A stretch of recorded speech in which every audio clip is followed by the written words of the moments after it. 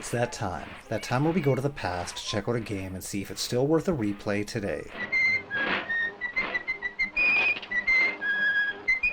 Now let's go back to 1994, to an age where platforming games still reigned supreme, and 3D polygons were still trying to find their way. Along came Mickey Mania, the timeless adventures of Mickey Mouse. This game was released for the Super Nintendo, Sega Genesis, and Sega CD. It was developed by Traveler's Tales and published by Sony ImageSoft. Yup, this is the same Sony that announced just last week that they would stop producing physical disc versions of all new games after January of 2028. Now I don't want to go on too much of a tangent, but I want to talk about this for a moment. I realize that some gamers don't care about collecting cartridges or discs and prefer to go fully digital, and that's perfectly fine. However, it's a massive blow to those of us who still enjoy owning physical media that we can actually hold in our hands.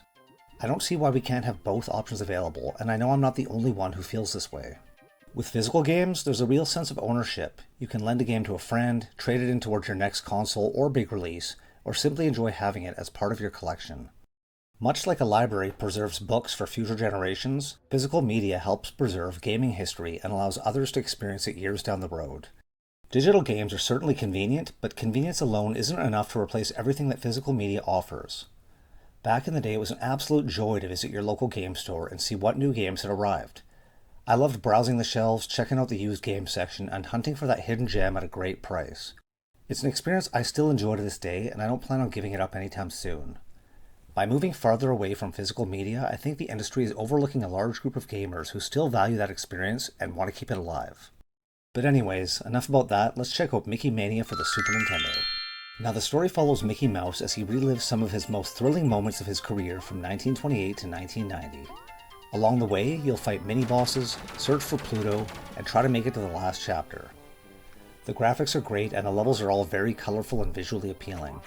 It's cool how it starts out with a black and white color scheme and then adds more color as you progress in the Steamboat Willie stage. There are also some cool 3D effects and a stage where you're running from a giant moose, as well as a level where you're climbing Pete's Tower that looked very impressive in 1994. The animations for the enemies and the expressions on the characters' faces are very well done too. They are great and really nail that old Mickey Mouse vibe. The interface is simple and easy to understand. A glove icon represents your health, lives are displayed beneath it, and there's also a bag icon that tracks collected marbles. Gathering stars throughout the stages restores health by replenishing the fingers on the glove. The soundtrack is pretty well done too, with music that feels pretty fitting for the stages. The sound effects work well, whether it's the rain falling, collecting marbles, or Mickey's voice when he gets hit or he's about to fall.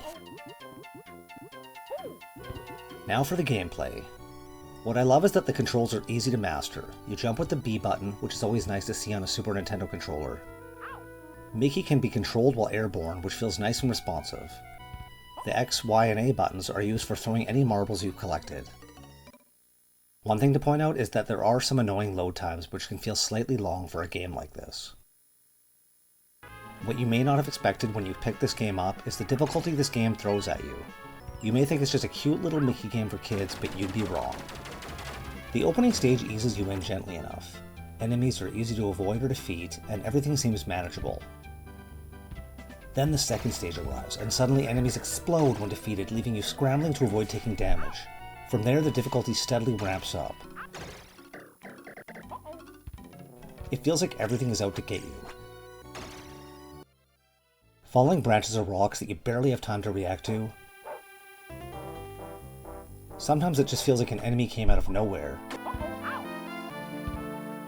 Or you grab a rope only to be flung into an enemy's face. And some platforms can feel like you're walking right through them.